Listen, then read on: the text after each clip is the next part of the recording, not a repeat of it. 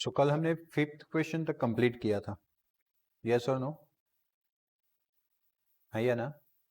तो कल हमने 5 क्वेश्चन तक कंप्लीट किया था। होप सो कि आप लोगों ने परफेक्टली उसको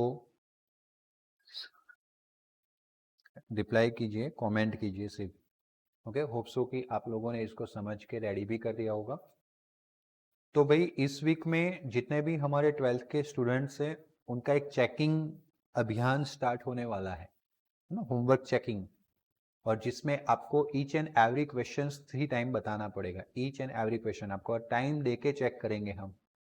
जितने भी मैंने क्वेश्चंस पढ़ाए हुए आपके टाइम देके हम चेक करेंगे। ईच एंड एवरी क्वेश्चंस जो आपने नोटबुक में लिखे हैं आपको यहाँ पे कंपलसरी में आना पड़ेगा। कोई नेगोशिएशन इसके अंदर नहीं है, कोई नेगोशिएशन नहीं है, कोई कोरोना बोरोना कोई इफेक्ट नहीं चाहिए मुझे। ओके, क्योंकि जो कोरोना वाले हैं उनका तो पढ़ना ही बंद हो चुका है। देखो अभी 1 मंथ बाकी है, रिवीजन सीरीज चल रहा है, फिर भी वो नहीं आते कुछ बच्चों को छोड़ के। तो ये जो कोरोना वाले बच्चे हैं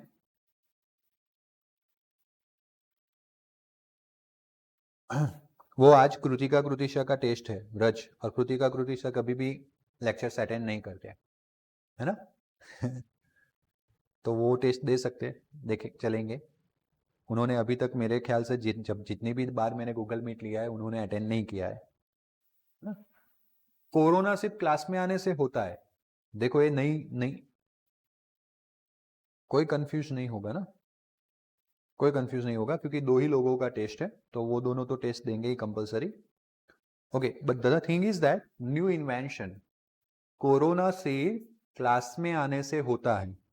जो क्लास एक्चुअली में बंद है बट फिर भी सर पढ़ाने के लिए बुलाते भी अगर है रिस्क पे, तो वहां पे आने से कोरोना फैल जाता है ना? Breaking news of today. But अगर हालोल में न्यू ऑक्टेन पिज्जा ओपन होता है और वहां पे हम हमारे फ्रेंड्स के साथ चिल मारने जाए, ऑक्टेन पिज्जा में जाके ऑक्टेन पिज्जा खाए, तो कोरोना नहीं होता है। ठोको ताली।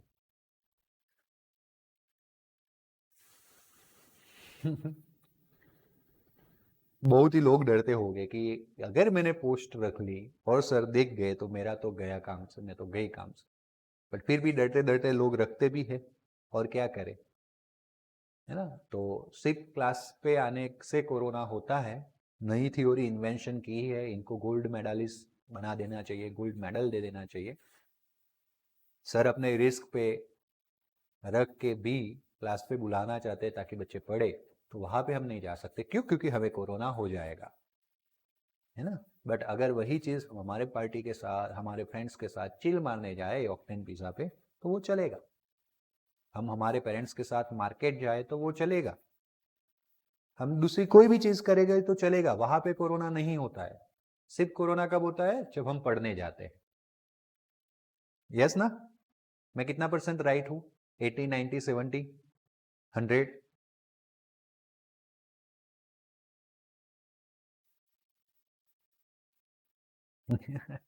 ओके, तो भाई आया करो आप, अभी मुझे आपकी ज़रूरत है। मैं इस बार लास्ट टाइम जैसा लेजी नहीं चलाऊंगा। लास्ट टाइम कहीं कहीं डरते डरते हम लोगों ने साल कंप्लीट किया है। मुझे, ये बच्चे सुन रहे होंगे, मुझे 80% भी सेटिस्फेक्शन नहीं मिला है लास्ट बैच से, या मैंने भी उतना सेटिस्फेक्शन वाला वर्क नहीं किया। आई एक्सेप्टेड, बिकॉज कहीं ना कहीं हमने कुछ पैटर्न्स बनाए, हम कोरोना की वजह से रुक गए, ऑनलाइन की वजह से रुक गए, कहीं ऑफलाइन की वजह से रुक गए। Got it? कुछ पैटर्न बनता था, ऑफलाइन रहता था, फिर ऑनलाइन हो जाता था, ऑनलाइन का कुछ पैटर्न बनता था, वापस ऑफलाइन हो जाता था। लेकिन मैं इस साल चाहे कुछ भी हो जाए, कुछ भी हो जाए, मैं छोड़ने वालों में से नहीं हूं। और हाइपरबोला क्लास सिर्फ और सिर्फ मेहनत के लिए जाना चाहता है। मेहनत करोगे तो मार्क्स अल्टीमेटली आने वाले। अभी नहीं आएगा वो, देखो एक चीज है, गीता में बोला गया है कि कर्म करते जा फल मिलते जाएंगे, है ना? तो हमें कर्म करने हैं, फल की आशा नहीं रखनी है। फल बाद में मिलने ही वाले हैं, कहीं पे ना कहीं पे लाइफ में मिलने वाले हैं। Got it? तो द थिंग इज दैट इसी के चलते मैंने एक डिसीजन लिया है कि आपको अभी शाम तक शेड्यूल आ जाएगा, न्यू स्टूडेंट्स के लिए खास करके, है ना? जिन ओल्ड स्टूडेंट्स का तो जो होना था वो हो गया, लेकिन न्यू स्टूडेंट्स के लिए एक शेड्यूल आ जाएगा कि आपको कौन से दिन पे नोटबुक चेक करवाने आनी है और सारी नोटबुक, फिजिक्स का चैप्टर नंबर 1, 12 और केमिस्ट्री के भी चैप्टर नंबर 10 और 2, उसके सारे question, each and every question 3 times लिखा हुआ आपको बताना पड़ेगा। बाकी है तो 2 दिन के बाद ये शेड्यूल स्टार्ट होने वाला है, लग पड़ना। आपका टर्न आए तब तक कंप्लीट हो जाना चाहिए। मैं भी साइन करूंगा, क्लास पे आपको पर्टिकुलर स्लॉट पे ही बुलाया जाएगा, मैं भी साइन करूंगा आपकी नोटबुक में, मेरे असिस्टेंट्स पूरा चेक करेंगे और फिर जाके आपको आगे कैरी फॉरवर्ड किया जाएगा। समझ में आया? और उसके बाद दिल्ली का होमवर्क दिल्ली, ताकि लोड ना हो। समझ में आया? चलो आगे बढ़ते हैं। Question number 6, define the different terms used for the composition of nucleus. Okay, हमें अलग अलग टर्म्स को एक्सप्लेन करना है जो न्यूक्लियस के कंपोजिशन में काम आता है। तो फ्री प्रोटॉन इज स्टेबल, जो फ्री प्रोटॉन है वो स्टेबल है, got it? While free neutron is unstable, अकेला प्रोटॉन प्रेजेंट रह सकता है लेकिन अकेला न्यूट्रॉन जो है वो स्टेबल नहीं है, वो न्यूक्लियस के अंदर प्रोटॉन एंड न्यूट्रॉन्स के बंच में ही रह सकता है, बाकी वो स्टेबल नहीं है। न्यूक्लियस से बाहर वो स्टेबल नहीं है। यस, न्यूक्लियस से बाहर प्रोटॉन स्टेबल है, लेकिन न्यूक्लियस से बाहर कौन स्टेबल नहीं है? न्यूट्रॉन स्टेबल नहीं है। Following nuclear equation for decaying of neutron, तो मानो कि अगर न्यूक्लियस के अंदर से न्यूट्रॉन बाहर आ गया तो क्या होगा? तो वही न्यूट्रॉन डिकम्पोज हो जाएगा। क्या हो जाएगा? डिकम्पोज। अब न्यूट्रॉन जो होता है बेटा, वो एटॉमिक नंबर, देखो हम किसी भी एलिमेंट को इस तरह से रिप्रेजेंट करते थे, x Z A, atomic number, atomic mass. तो न्यूट्रॉन का एटॉमिक नंबर के अंदर कोई पार्ट नहीं है। हमने बोला था एटॉमिक नंबर यानी कि number, atomic number is equal to the number of proton और नंबर ऑफ इलेक्ट्रॉन। यहां पे न्यूट्रॉन की कोई जरूरत नहीं होती है ना?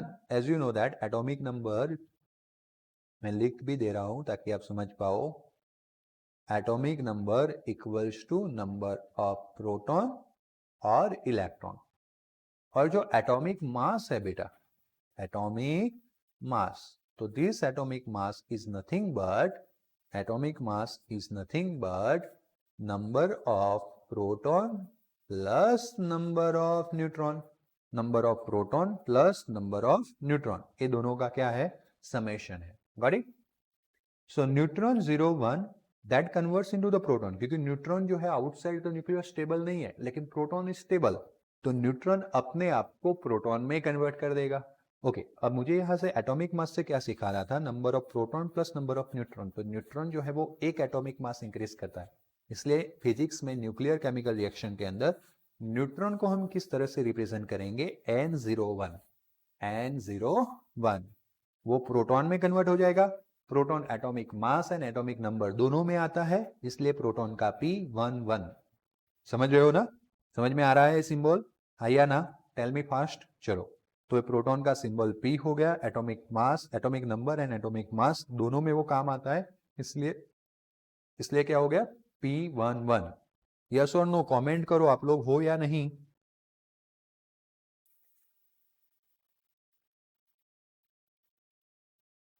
गुड, कमेंट करना है आपको। हाँ चलो, गुड। अब बेटा यहां पे तो एटॉमिक नंबर 0 था, लेकिन हमने यहाँ पे 1 कर दिया। आपको पता है कि एरो के लेफ्ट एंड राइट साइड दोनों साइड इक्वल होना चाहिए, एटॉमिक नंबर हो या एटॉमिक मास हो, दोनों सेम होना चाहिए। तो अगर 0 है और यहाँ पे 1 कर दिया तो 1 में से -1 करना पड़ेगा, तो ये हो गया आपका -1, और ये 1 था तो ये 1 आ गया, तो यहाँ पे क्या बचेगा? 0। तो इलेक्ट्रॉन जो होता है उसका चार्ज होता है -1, वो एटॉमिक मास में कुछ नहीं पार्ट है, इलेक्ट्रॉन का कोई भी पार्ट एटॉमिक मास के अंदर नहीं आता, इसलिए वहां पे 0। तो इलेक्ट्रॉन को रिप्रेजेंट करने के लिए हम -1 या 0 रखेंगे। तो neutron itself convert into proton and electron, neutron अपने आप को किसमें कन्वर्ट कर देगा? प्रोटॉन एंड इलेक्ट्रॉन को, इलेक्ट्रॉन के अंदर, आउटसाइड द न्यूक्लियस। अगर न्यूट्रॉन न्यूक्लियस से बाहर निकल गया तो किसमें कन्वर्ट कर देगा? प्रोटॉन एंड इलेक्ट्रॉन के अंदर। और जब भी कोई इलेक्ट्रॉन पार्टिकल बनता है तो उसके साथ न्यूट्रिनो बनता है, दिस इज द न्यू, ए ऐसा होता है V, और इसको बोलते हैं हम new, neutrino. Okay, but actually में इस न्यूट्रिनो के ऊपर बार होना चाहिए, जो नहीं रिप्रेजेंट किया है तो हम करेंगे। तो दिस इज एंटी न्यूट्रिनो, ना उसका एटॉमिक नंबर में पार्ट आता है ना उसका एटॉमिक मास में, दोनों जगह पे वो 0 0 रहता है ना। It is again particle. आपको आपके नॉलेज के लिए मैं बता दूं कि एटम्स के fundamental particle more than hundreds है, बट हम 3 फंडामेंटल पार्टिकल्स को लेके जा रहे हैं, and that is proton, electron and neutron. बाकी जो पार्टिकल्स है उनका मास इलेक्ट्रॉन से भी कम है, चार्ज इलेक्ट्रॉन से भी कम है, और दैट्स वाई हम न्यूट्रिनो, एंटी न्यूट्रिनो जो एक पार्टिकल है उसका चार्ज भी 0 लेते हैं और एटॉमिक मास भी 0 लेते हैं। So where this is anti neutrino. Hence, one neutron decay into the proton, an electron and an antineutrino and has mean life about 1000 second. ये जो मीन लाइफ है, मीन लाइफ क्या होता है कि एवरेज एक्सपीरियंसेस ऑफ लाइफ, आगे जाके हम पढ़ने वाले हैं कि न्यूट्रॉन जो है वो अनस्टेबल है बाय इटसेल्फ, तो वो कितना टाइम तक रह सकता है स्टेबल कंडीशन में, तो वो बोलते हैं मीन लाइफ। वो कितना है? 1000 सेकेंड। कितना है? 1000 second. So composition of nucleus की बात करते हैं। उसके अंदर पहले बात करते हैं न्यूक्लियन नंबर। न्यूक्लियन नंबर की बात करते हैं तो न्यूक्लियन यानी ए, न्यूक्लियन मतलब कि न्यूक्लियस के अंदर जितने भी पार्टिकल्स है, ultimately that is nothing but mass number ही बोला जाएगा। तो nucleon is the sum of number of protons and number of neutrons, both are present in the nucleus, and that's why both the particles are known as nucleon, present in the nucleus of the atom. Atomic number यानी कि मैंने जैसे कब का लिख के बता रहा हूं आपको कि number of electrons in the atom and hence number of proton in the neutral atoms. Neutral atoms है तो number of electron and number of protons both are same, that is called atomic number. उसको हम क्या बोलते हैं? Atomic number.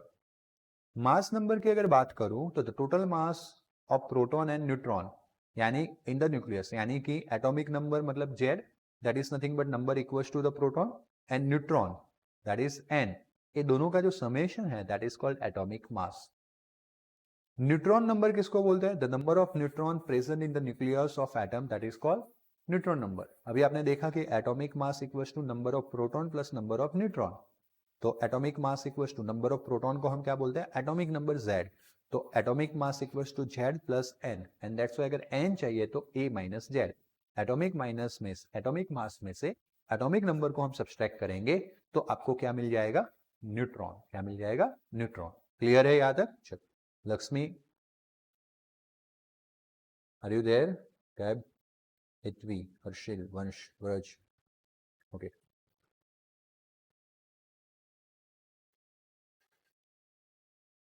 Lakshmi, are you there?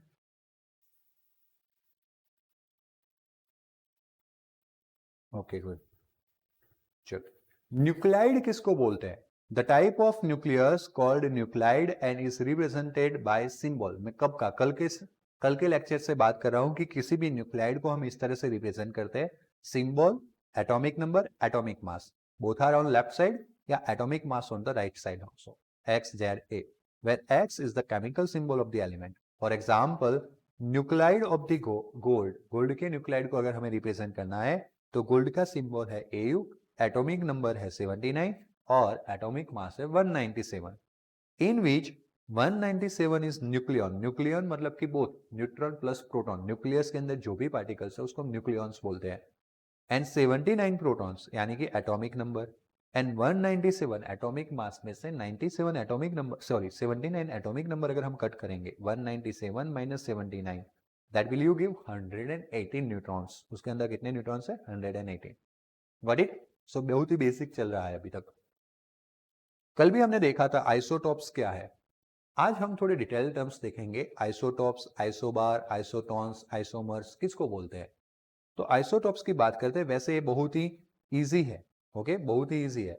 इसको हमने आगे आगे भी पढ़ा हुआ है साइंस में, 11 साइंस के अंदर हमने चैप्टर नंबर 2 ऑफ केमिस्ट्री के अंदर भी इसको लर्न किया हुआ है कि आइसोटॉप्स किसको बोलते हैं। तो the atom which have atomic number Z, atom जिनके पास एटॉमिक नंबर Z है, that is same but atomic mass A is different. Same atomic number but different atomic mass, okay. Such type of atoms are called isotopes of each other. इस type के atoms को हम क्या बोलते हैं? Isotopes. क्या बोलते हैं? Isotopes. Isotopes of hydrogen, hydrogen के आइसोटॉप्स के बारे में हमने कल बात की थी। Atomic number same, atomic mass number different. Isotope of hydrogen 1h1, 1h2, 1h3। In 1H1 there is a one proton and having a no neutron, okay. कि 1H1 में 1 प्रोटॉन है वो फिक्स हो गया, लेकिन 1 - 1 0 न्यूट्रॉन। 1H2 में 1 proton है वो फिक्स हो गया, बट 2 - 1 1 न्यूट्रॉन। तो 1H2 there is 1 proton and 1 neutron. 1H3 में 1 प्रोटॉन है वो फिक्स हो गया, and 3 - 1 2 neutron. So 1H3 there is 1 proton and 2 neutrons. Gold has 32 isotopes. अलग अलग एलिमेंट्स के पास अलग अलग आइसोटॉप्स है। गोल्ड जो है Au का जो एटम्स है उसके पास, Au एलिमेंट्स के पास 32 आइसोटॉप्स है। जैसे हाइड्रोजन के 3 है, वैसे गोल्ड के टोटल कितने आइसोटॉप्स है? 32, whose mass number is ranging from 173 to 204। अगर आपने देखा हो तो एटॉमिक नंबर आइसोटॉप्स के अंदर चेंज नहीं होता है, सिर्फ और सिर्फ एटॉमिक मास चेंज होता है। तो गोल्ड के लिए वो 173 से 204 तक वेरी करता है। As an atoms isotopes have identical electronic structure. क्यों? क्योंकि यहाँ पे एटॉमिक नंबर सेम है। एटॉमिक नंबर सेम है तो नंबर ऑफ इलेक्ट्रॉन सेम रहेंगे।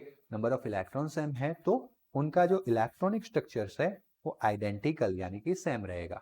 और यू नो दैट कि इलेक्ट्रॉनिक स्ट्रक्चर्स पे ही केमिकल प्रॉपर्टीज डिपेंड्स होते हैं, and so have identical chemical behaviour and are placed in the same location of the periodic table. Periodic table के same location पे हम उनको रखते हैं। In addition, C612, C613, C614 are isobaric nuclides of the carbon। isobaric नहीं आएगा, isomeric आएगा, M कर देना। isomeric nuclide of the carbon। Again यहाँ पे क्या है? एटॉमिक नंबर सेम, सिर्फ atomic mass difference, that means कि all are isomers to each other, so isomeric nuclide of the carbon। Likewise, uranium 92 233, uranium 92 235, uranium 92 238 are again isomeric। मेरिक आएगा, M आएगा, B की जगह पे M, isomeric nuclides of the uranium। And lithium 33, lithium 34 are isotopes of the lithium। isomeric nuclide बोल सकते हो, isomeric nuclides words नहीं use करना है, so you can directly use isotopes word. समझ लो कि हम यहाँ पे सिर्फ एग्जाम्पल दे रहे हैं। This is only for information. और इट सजेस्ट कि हाइड्रोजन के लिए बता रहा है कि एक ही प्रोटॉन है और एक इलेक्ट्रॉन है। एक इसका हो गया 1H1, और ये हाइड्रोजन 1H2 के लिए बता रहा है कि 1 प्रोटॉन 1 न्यूट्रॉन एंड 1 इलेक्ट्रॉन। और ये हाइड्रोजन 1H3 के लिए बता रहा है कि 1 proton 2 neutron and 1 electron. Got it? Likewise, this is for lithium, 3 proton, 3 neutron, 3 electron, 3 proton, 4 neutron and 3 electron. Got it? So this is all about isotopes. Next one is isobar। iso मतलब same, बार मतलब मास। जिनका atomic mass same होता है उनको हम बोलते हैं isobar. So atoms having the same atomic mass number, ऐसे एटम्स जिनके पास सेम एटॉमिक मास नंबर है, okay, but atomic mass number A, but different atomic mass, atomic number, that is Z। neutrons number are and okay, sorry, my mistake, मैंने पूरा statement पढ़ना था। so what is that? atoms having the same atomic mass number A but different atomic number Z and neutron number N, जिनका neutron number and atomic number Z different होता है, सिर्फ और सिर्फ एटॉमिक मास नंबर सेम होता है, उसको हम बोलते हैं isobars to each other. Just for example 1H3 and 2He3 both are isobar. क्यों? दोनों के पास एटॉमिक मास जो है वो 3 है। यहाँ पे यस, जेड जो है वो 1 है और यहाँ पे 2 है, both are different. Neutron number की बात करें तो 3 - 1 कितना आएगा? 2। यहाँ पे 3 - 2 कितना आएगा? 1। तो neutron number and atomic number different but atomic mass number same.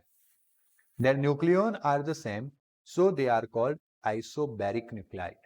Okay, nucleon same है, nucleon सेम है मतलब A number, mass, atomic mass number same है। 2 प्रोटॉन एंड 1 न्यूट्रॉन को मिला के, यहाँ पे 2 प्रोटॉन एंड 1 न्यूट्रॉन को मिला के 3 न्यूक्लियन हो रहा है।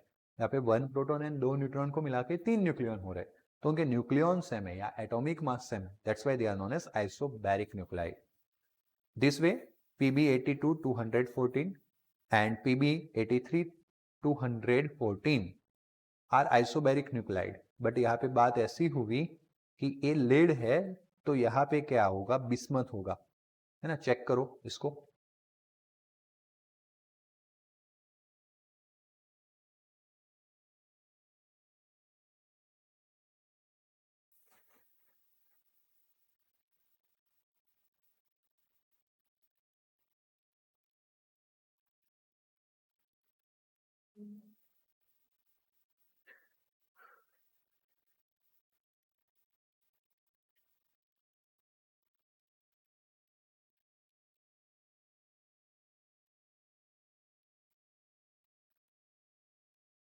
Okay, yes, good.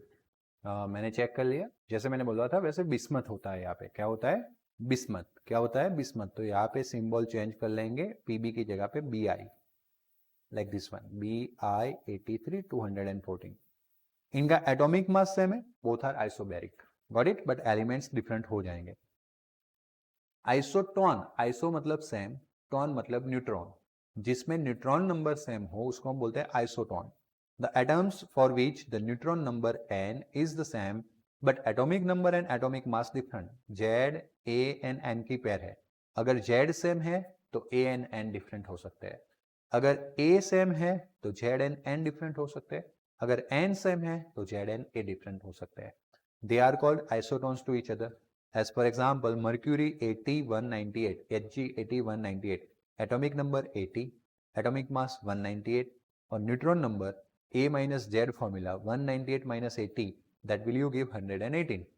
उसका जो आइसोटोन है वो है A वाला, AU 79197। एक एक एग्जाम्पल आपको थ्योरी पर्पस ऑफ व्यू याद रखना है। कल की और अभी कुछ थ्योरी तक में जो पढ़ा रहा हूँ वो बेसिक थ्योरी है, ज्यादातर पूछे नहीं जाते हैं, लेकिन 1 मार्क्स में आपको इंपॉर्टेंट हो सकता है।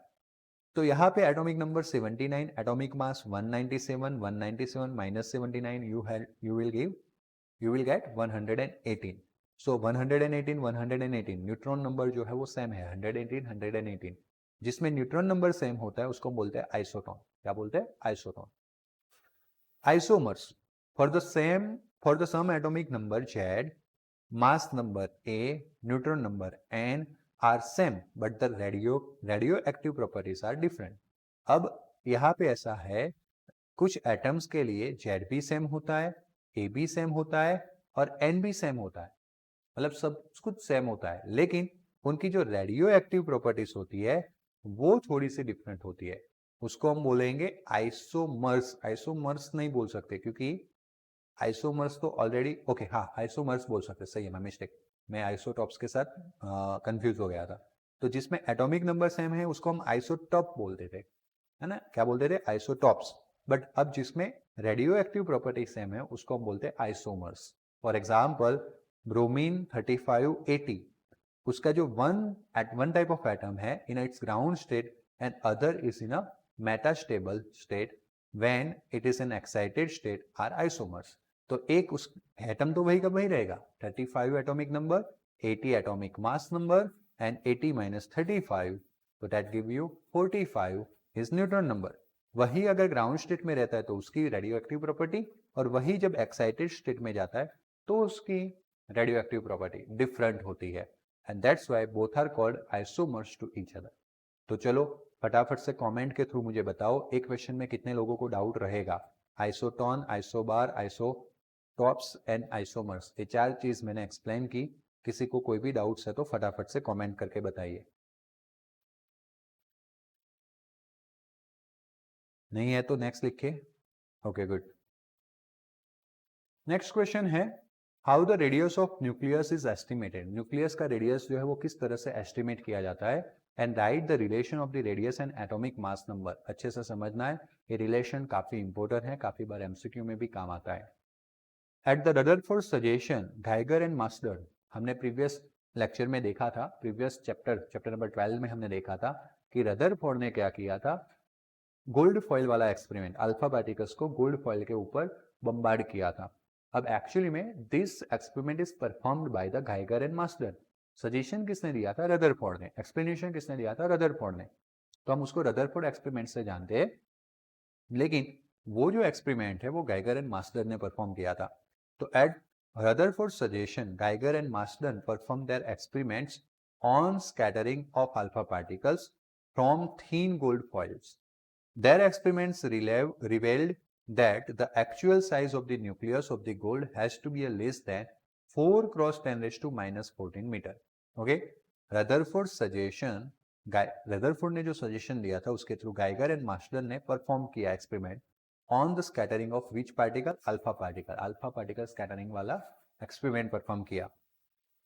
ये जो एक्सपेरिमेंट है वहां से न्यूक्लियस का साइज निकल के आया, और किसके लिए? गोल्ड, क्योंकि उन्होंने गोल्ड फॉइल के ऊपर अल्फा पार्टिकल को बम्बार्ड किया था, and that is 4, that will be a less, sorry, that size be a less than 4 cross 10 raised to minus 14 meter.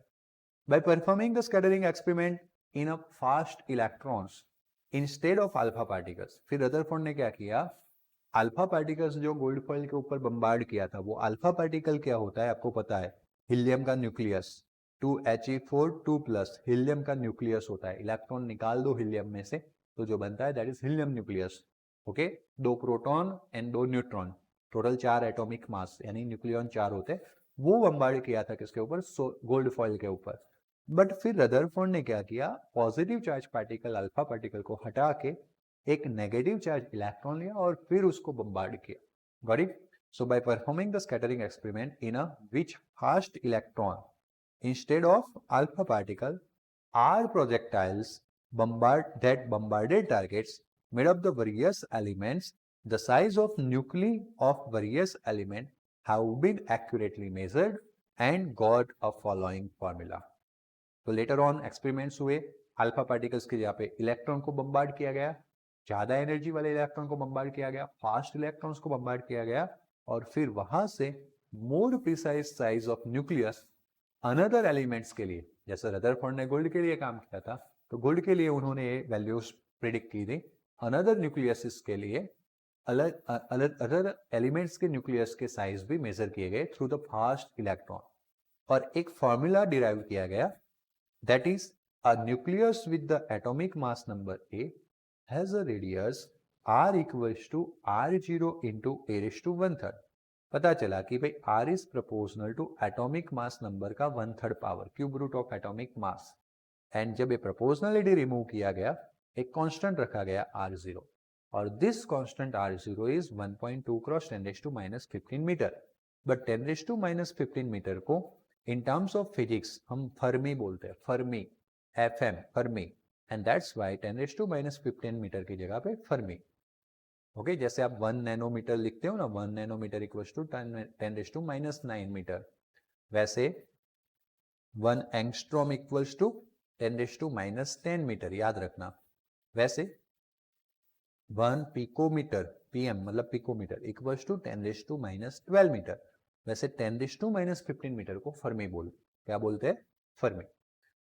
The value of this constant is in order to range of nuclear force, and the value of R0 depends on the type of projectile particles. Okay, ये जो value है ये constant का, that is the in order of nuclear force, nuclear force के order का है. and ये जो value है R0 का, वो projectile particles पे depends है, अलग अलग projectile particles पे वो depends है. जैसे alpha particles के लिए कुछ अलग था, फास्ट इलेक्ट्रॉन से एक्सपेरिमेंट किया गया तो इसके लिए R0 का वैल्यू 1.2 फर्मी आ रहा है. वॉल्यूम ऑफ न्यूक्लियस की बात करें तो हमने बात किया था कि हम एटम या स्फीयर, न्यूक्लियस को एज अ स्फीयर कंसाइडर करते हैं, एंड स्फीयर का वॉल्यूम आपको पता है 4/3 पाई r क्यूब.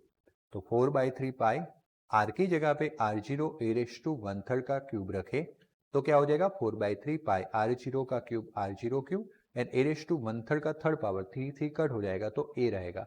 दैट मीन्स कि volume is proportional to atomic mass. Volume जो है वो किसको प्रोपोर्शनलिटी मिलेगा, एटॉमिक मास. अगर हम डेंसिटी की बात करें तो rho equals to mass over volume. ये जो मास होता है that is the total mass of nucleus, total mass of nucleus. तो टोटल मास ऑफ न्यूक्लियस क्या होगा, न्यूक्लियन नंबर. न्यूक्लियन नंबर मतलब कि अंदर कितना न्यूट्रॉन एंड प्रोटॉन प्रेजेंट है. हमने कल कंक्लूड किया था कि न्यूट्रॉन एंड प्रोटॉन का मास ऑलमोस्ट सेम है, पता है ना, 1.67 पॉइंट के बाद थोड़ा सा फर्क आता था, 2 पॉइंट के बाद. तो mass of proton is exactly, not exactly but it is nearestly equals to mass of neutron. इसीलिए अगर हम दोनों का मास सपोज m मान लेते हैं, कितना मान लेते हैं, m, तो ऐसे प्रोटॉन एंड न्यूट्रॉन कितने प्रेजेंट होते हैं न्यूक्लियस के अंदर, तो a. Proton plus neutron total कितने प्रेजेंट होते हैं, a. तो a इंटू m करोगे तो आपको टोटल मास मिल जाएगा ma. क्या मिल जाएगा, ma. समझ में आया. डिवीजन में v क्या होता है, that is the volume, 4/3 pi R0 cube a. तो ये जो a है वो a डिवीजन में से और न्यूमिनेटर में से कट हो जाएगा. तो क्या बचा, 3m और 4/3 pi R0 cube. 3 constant, 4/3 constant, pi constant, R0 1.2 fermi constant, and mass of proton और न्यूट्रॉन फिक्स है. Got it? तो everything is constant, and that's why we can say that कि density of the nucleus does not depend on the mass number.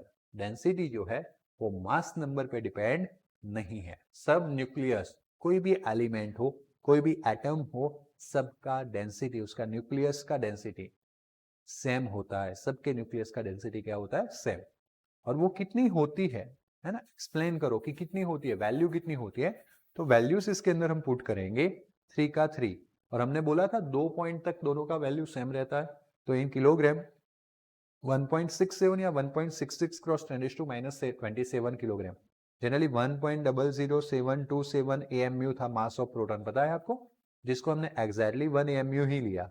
वैसे मास of neutron को भी हमने 1 AMU लिया, और आपको पता है कि 1 AMU यानी कि 1 unified mass equals to 1.66 cross 10⁻⁻27 kilogram. कल सिखाया था मैंने, याद होना चाहिए। डिवीजन में 4/3, ये जो 3 है वो भी ऊपर जाएगा बेटा, ये 4/3, वो 3 भी ऊपर जाएगा। यहाँ पे लिखना रह गया, ये 3 है वो ऊपर जाएगा, तो ये 3 भी आ जाएगा। इंटू 3.14, R0 अभी हमने देखा 1.2 फर्मी, दैट मीन्स कि 1.2 क्रॉस 10⁻⁻15 का cube. When we simplified this thing, अगर हम इस चीज को सिंप्लीफाइड करते हैं, कि जैसे भी मैं करता ही जाता हूँ साथ साथ में, कि 3 इंटू 3 इंटू 1.66 डिवीजन में 4, डिवीजन में 3.14, डिवीजन में 1.2, जहाँ पे मैं डिवीजन बोला हूँ वहाँ पे डिवाइड करना है। डिवीजन में 1.2, डिवीजन में 1.2, क्यों 3 बार? क्योंकि यहाँ पे क्यूब था डिवीजन में। तो ये जो आपका आंसर निकल के आएगा, मेरा 0.688 निकल के आ रहा है, कहीं गलती नहीं कर रहे हैं ना? यस, एक गलती कर रहे हैं हम। यहाँ पे देखिएगा, ये जो 3 है ना वो ऊपर चला गया, फिर यहाँ पे 3 आ गया ना, तो फिर ये 3 निकल जाएगा, तो यहाँ पे सिर्फ क्या बचेगा? 4। और इसलिए जब ये फॉर्मूला को यहाँ पे कॉपी पेस्ट किया गया, तो यहाँ पे बाय डिफॉल्ट प्रिंटिंग मिस्टेक आ गया। समझ में आया? तो ये जो 3 मैंने यहाँ पे एक्स्ट्रा एक्सिस लगाया था ना, वो 3 नहीं आएगा। ओके, सिर्फ एक ही बार 3 आएगा। तो वापस मैं कर रहा हूँ, 3 इंटू 1.66 डिवीजन में, यानी कि divide by 4 divide by 3.14 divide by 1.2 divide by 1.2 divide by 1.2, तो यू विल गेट 0.22945 एग्जैक्टली आपको आएगा। आपके पास आपके हर एक इक्विपमेंट्स होने चाहिए। जैसे मैं साथ में कैल्सी रख के पढ़ा रहा हूँ, तो आपको पढ़ना है तो आपके पास कैल्सी होना चाहिए, ताकि आप वेरीफाई कर पाओ। करेक्ट?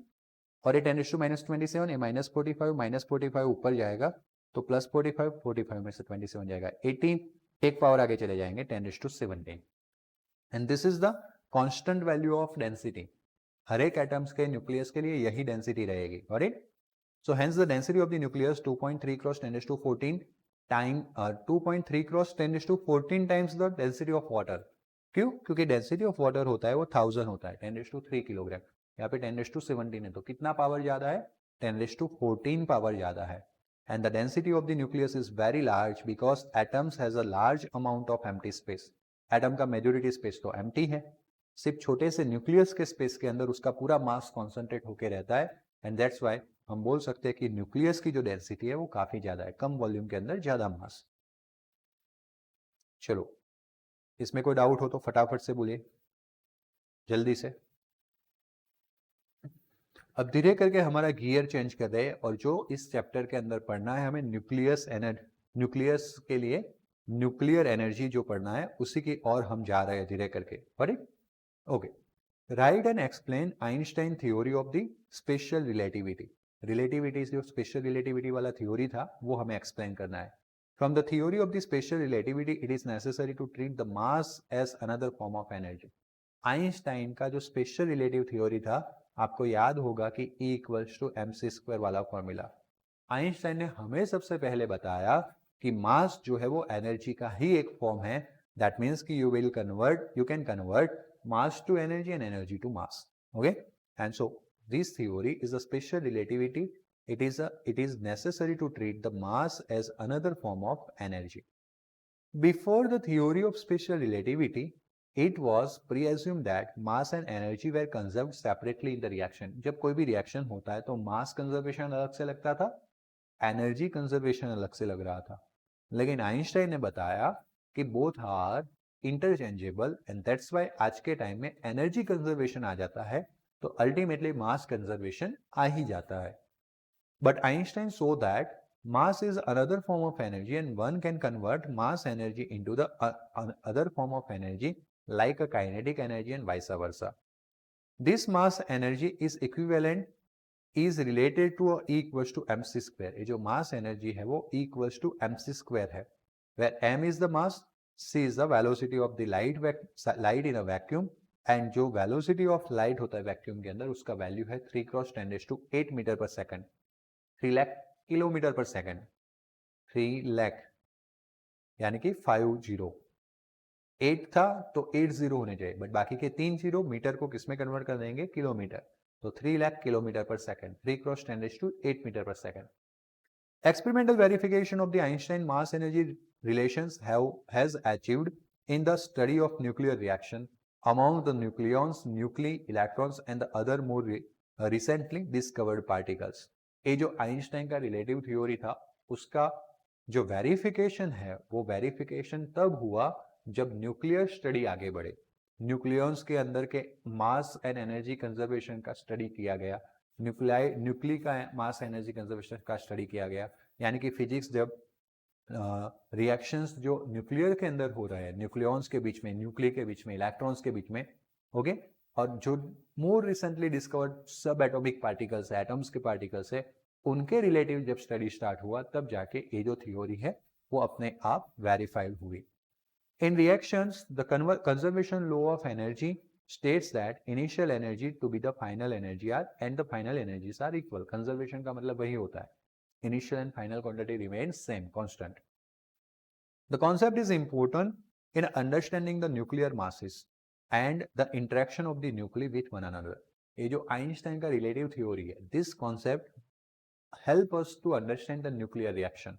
न्यूक्लियर रिएक्शन को समझने में हमें मदद करेगा. तो आगे बढ़ते हैं धीरे करके. Derive the formula of binding of the nucleus by explaining the mass defect of the nucleus and write the formula explaining the binding energy per nucleus. Okay, समझते हैं. टर्म्स थोड़े हैवी है, आपको समझाऊंगा, बाद में आपको समझ में आएगा ही. तो अभी हमें पता है कि nucleus is the made of the two particles. Nucleus के अंदर मेनली 2 पार्टिकल्स है. कौन से 2 पार्टिकल्स है? एक है हमारा न्यूट्रॉन्स, तो दूसरा है हमारा प्रोटॉन. ये 2 पार्टिकल से न्यूक्लियस बनता है, न्यूट्रॉन एंड प्रोटॉन से. Therefore, it may be expected that the mass of nucleus is equals to the total mass of individual proton and neutrons. Definitely ना. Suppose आपको हीलियम बनाना है, हीलियम का nucleus बनाना है, तो अकॉर्डिंग टू द केमिकल फॉर्मूले आपको पता है कि 2He4, मतलब कि भाई हीलियम के अंदर जो प्रोटॉन है वो कितने हैं? 2, और जो न्यूट्रॉन है वो भी कितने हैं? 2. Proton 2, neutron 2. बात समझ हो? 2 प्रोटॉन एंड 2 न्यूट्रॉन है. अगर मैं 2 प्रोटॉन एंड 2 न्यूट्रॉन को कंबाइंड करता हूं तो टोटल मास ऑफ न्यूक्लियस कितना होना चाहिए? प्रोटॉन एंड न्यूट्रॉन का जो इंडिविजुअल मास था उनका समेशन जितना होना चाहिए ना. वही एक्सेप्ट करते हैं ना हम. लेकिन the nuclear mass m is found to be always less than its constituents. Suppose इसका 1 AMU, प्रोटॉन का 1 AMU और न्यूट्रॉन का अगर हम 1 AMU लेते हैं तो 2 प्रोटॉन के लिए 2 AMU, 2 यूनिफाइड मास, 2 न्यूट्रॉन के लिए अगेन 2 यूनिफाइड मास, टोटल कितना हो गया? 4 AMU, 4 यूनिफाइड मास. मास होना चाहिए था न्यूक्लियस का 4 AMU, लेकिन रियलिटी में वो 4 से कम होता है. 4 से कैसा होता है? कम होता है, ऑलवेज, है ना. तो कंस्टिट्यूएंट्स उसके जो फ्री स्टेट में थे उनसे कम मास मिलता है. ऐसा क्यों? तो वही तो एक चीज है, न्यूक्लियस की बाउंडिंग की वजह से ऐसा होता है. न्यूक्लियस के अंदर न्यूट्रॉन एंड प्रोटॉन एक दूसरे के साथ जो अट्रैक्शन के थ्रू बाउंड होके रहते हैं उसकी वजह से ये चीज दिखने मिलती है. तो सपोज आपको यहाँ पे एक अनदर एग्जांपल, जैसे मैंने हीलियम से लिया था, आपको यहाँ पे एक नॉर्मल जनरल एग्जांपल देके दिया गया है कि मानो कि कोई एक न्यूक्लियस है जिसका सिंबल है XZA and capital M is the mass of the nucleus. Nucleus का मास कितना है? M. We indicates the masses of proton and neutron. Mass of proton को हम MP से रिप्रेजेंट करेंगे, मास ऑफ न्यूट्रॉन्स को हम MN से रिप्रेजेंट करेंगे. And then always this capital M is less than ZMP plus NMN. देखो free state में मास कितना होगा? तो एक प्रोटॉन का मास है MP. वैसे कितने प्रोटॉन होते हैं? एटॉमिक नंबर जितने, यानी कि Z. तो एक का अगर MP है तो Z प्रोटॉन का कितना मास होगा? Z into MP. तो जेड प्रोटॉन का मास हो गया जेड इंटू एमपी। अगर एक का मास mn है तो एक न्यूट्रॉन का मास अगर mn है तो इसके अंदर न्यूट्रॉन कितने हो गए n, और जो क्या होगा a माइनस जेड फॉर्मूला आज के लेक्चर में पढ़े हम। तो n न्यूट्रॉन का कितना मास होगा तो n into mn। Total mass free state में कितना होगा तो दोनों का summation. This is always greater then mass of nucleus, या तो फिर मास of nucleus is always less than individual masses. Individual masses से मास ऑफ न्यूक्लियस कम होता है। जेड प्रोटॉन एंड न्यूट्रॉन एक दूसरे के साथ कंबाइंड होते हैं, न्यूक्लियस फॉर्म करते हैं, तो वो न्यूक्लियस का मास ये दोनों के मास से कम होता है। Where n equals to Z minus A neutron number, जो मैंने एक्सप्लेन किया। The difference is between the total mass of constituents of nucleus and the mass of nucleus is called mass defect। और ये दोनों के बीच में जो मास का डिफरेंस आया उसी को हम बोलते हैं मास डिफेक्ट, है ना। तो हम क्या करेंगे, मेजोरिटी मास में से स्मॉल मास जो है वो कट कर देंगे। तो जैसे कि हमने क्या किया, ये ZMP प्लस NMN ये मेजोरिटी मास था, n की जगह पे हमने क्या वैल्यू रख दी a minus Z, okay, n की जगह पे इंटू mn। अगर n का n रखना है तो भी कोई फर्क पड़ेगा नहीं। ये मेजोरिटी मास जो हमने स्क्वायर ब्रैकेट के अंदर लिखा उसमें से न्यूक्लियस का मास हम फाइंड कर लें, and that is the formula of what, mass defect. इसी को हम मास डिफेक्ट बोलते हैं। What it, from the Einstein formula mass energy equivalence, the equivalent energy, ये जो मास का डिफरेंस मिला हमें उसके थ्रू जो इक्विवेलेंट एनर्जी मिलेगा that is delta mc square. Emitted mass defect delta m where c emitted to a mass defect delta m where the c is the velocity of the light in a vacuum।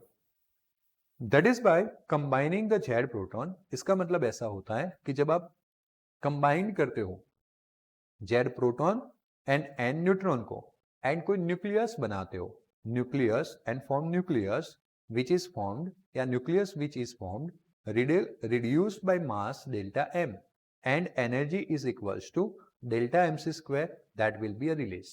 कहने का मतलब क्या है, अगर आपके पास Z proton है और n neutron है, कितने न्यूट्रॉन है n, उसको अगर आप कंबाइंड करते हो तो आपने ज्यादा मास को कम मास में कन्वर्ट किया, है ना। हायर मास, जब इंडिविजुअल होते हैं तो ज्यादा मास होता है, जब न्यूक्लियस बन जाता है तो कम मास होता है। तो अगर आप हायर मास को लोअर वैल्यू के मास में कन्वर्ट कर रहे हो तो जितना मास का डिफेक्ट होता है ना, the mass defect that is converts into the energy. वो किस में कन्वर्ट हो जाएगा, एनर्जी में। Got it, and energy equals to delta mc square that will be a relation. On the contrary, if we separate the nucleus of mass m into the Z proton and neutron n, we have to supply total energy equals to energy EB to those particles। जैसे हमने अभी एक statement बोला कि अगर हमारे पास Z proton है n न्यूट्रॉन से and we combine both and form the nucleus, energy is release equals to delta mc square. उल्टा अगर बोलना चाहे, we have a nucleus with the Z proton and n neutron, okay, वो nucleus है, उसको अगर हम ब्रेक करना चाहते हैं और हर एक प्रोटॉन और न्यूट्रॉन को डिफरेंट सेपरेट करना चाहते हैं तो we have to supply energy. तो न्यूक्लियस को ब्रेक करने के लिए we have to supply energy, क्योंकि हम लोअर मास में से हाई मास में कन्वर्ट करना चाहते हैं। तो जितना मास डिफेक्ट है उतना हम एनर्जी देंगे, वही एनर्जी मास में कन्वर्ट हो जाएगा। बट हायर मास से अगर हम लोअर मास में कन्वर्ट होना चाहते हैं तो जो मास बचा था, हायर टू लोअर के बीच में जो मास डिफरेंस आया था, वो मास किस में कन्वर्ट हो जाएगा, एनर्जी में, और एनर्जी क्या हो जाएगी, रिलीज। Got it.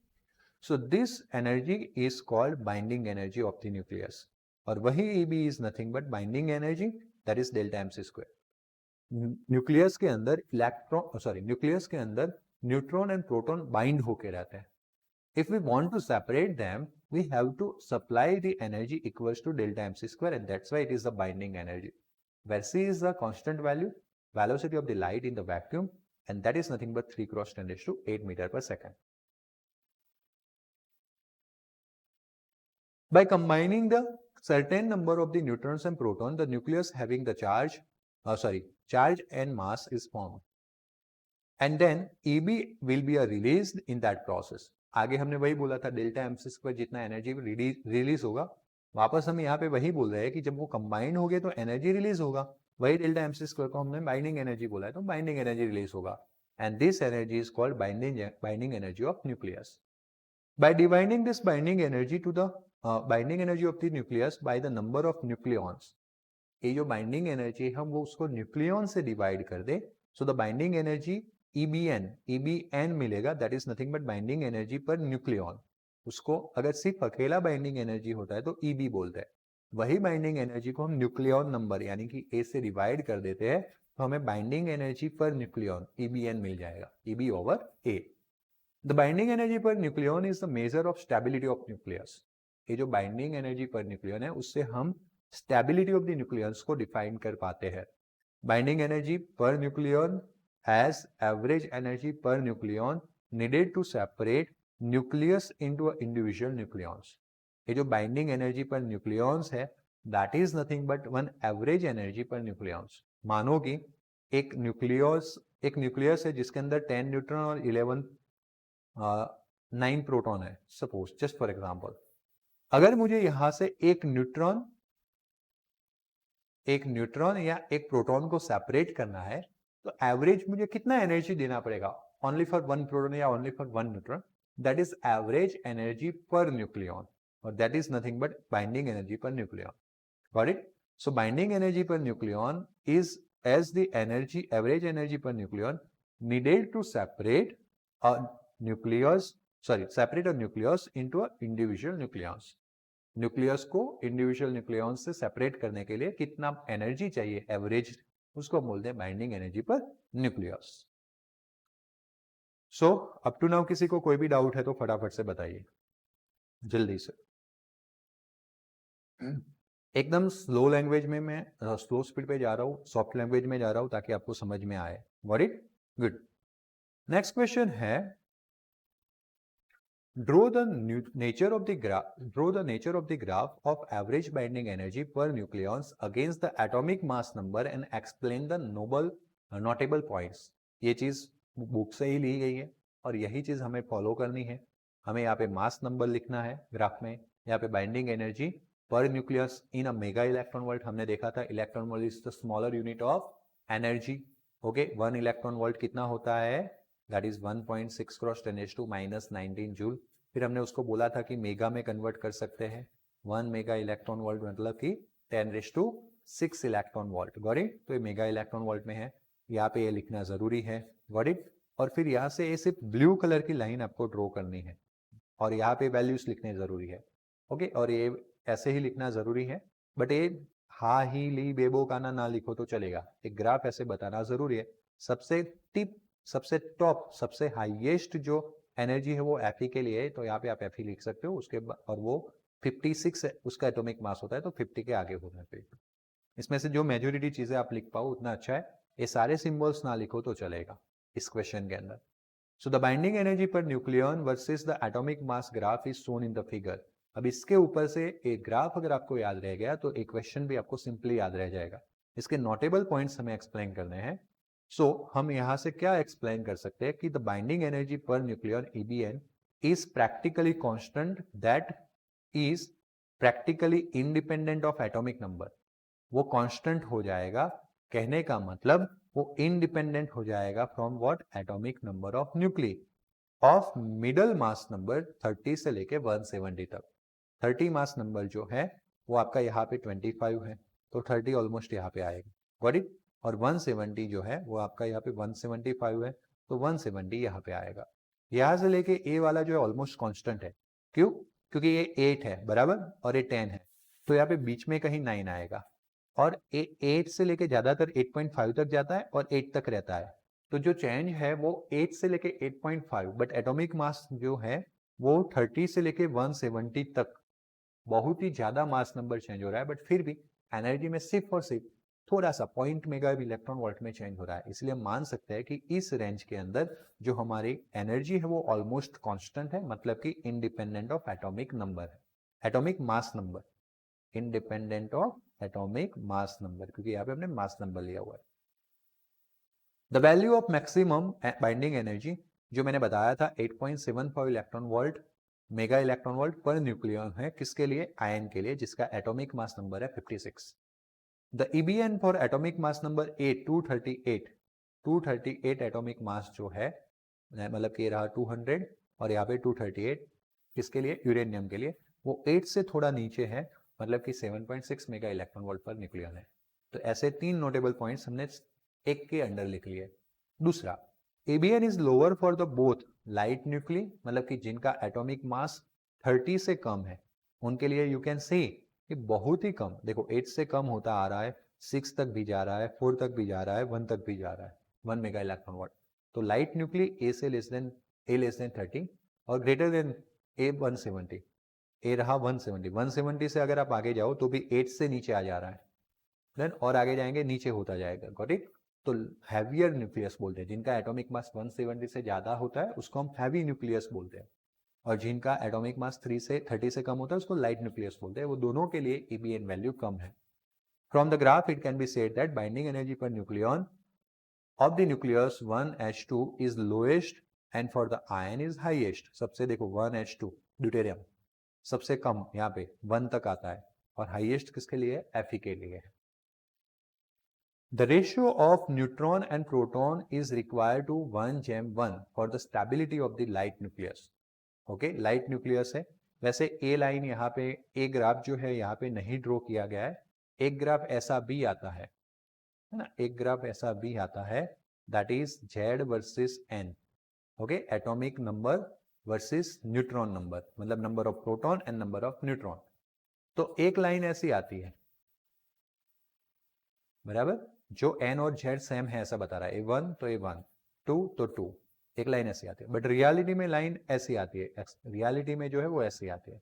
कहने का मतलब ऐसा है कि ये जो इनिशियल लाइट न्यूक्लियस है, जब एटॉमिक नंबर कम है तो both N and Z are equals. जैसे 2He4 मतलब कि हीलियम में 2 न्यूट्रॉन हो गए 2 प्रोटॉन हो गए, 3Li6 मतलब कि 3 प्रोटॉन हो गए 3 न्यूट्रॉन हो गए, ओके, ऐसा होता है।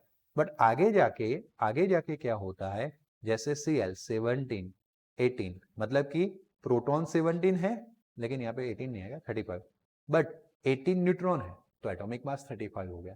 तो वहां पे न्यूट्रॉन ज्यादा होते हैं, न्यूट्रॉन क्या होते हैं? ज्यादा होते हैं। तो ये चीज आपको याद रखनी है कि the ratio of number of neutron and proton, light elements के लिए number of neutron and proton same होता है, तो रेशियो क्या हो जाता है? 1:1 for the stability of light nucleus. वेरेज heavy nucleus के लिए जो रेशियो है वो 3:2 होता है ऑलमोस्ट, है ना, 1.5 गुने ज्यादा न्यूट्रॉन्स होते हैं उनके अंदर। क्यों ऐसा होता है? Later on we will talk about this, but you have to remember this point. तो अप टू नाउ किसी को कोई डाउट हो तो बताओ, 11 क्वेश्चन तक किसी को कोई भी डाउट हो तो बताओ जल्दी से। वही क्वेश्चन को अभी भी हम कंटिन्यू करेंगे, कल के लेक्चर में 12 नंबर का क्वेश्चन है, गॉट इट। सो अभी लेक्चर्स आपके 1 hours instead of full 1 hours 45 minutes के होते जाएंगे। आपका टाइम न्यू टाइम 4 to 5 है, अच्छे से ध्यान रखिएगा, ओके। प्लस और माइनस 5-10 मिनट्स इधर उधर रहेंगे तो उसको भी ध्यान रखिएगा। यहाँ तक की प्रैक्टिस आपको 3 टाइम्स लिख के करनी है, देन ओके। बाकी जैसे मैंने बताया, जिस आपको बोला वैसे आपको ध्यान रखना है। See you in next lecture, good bye, take care, thank you.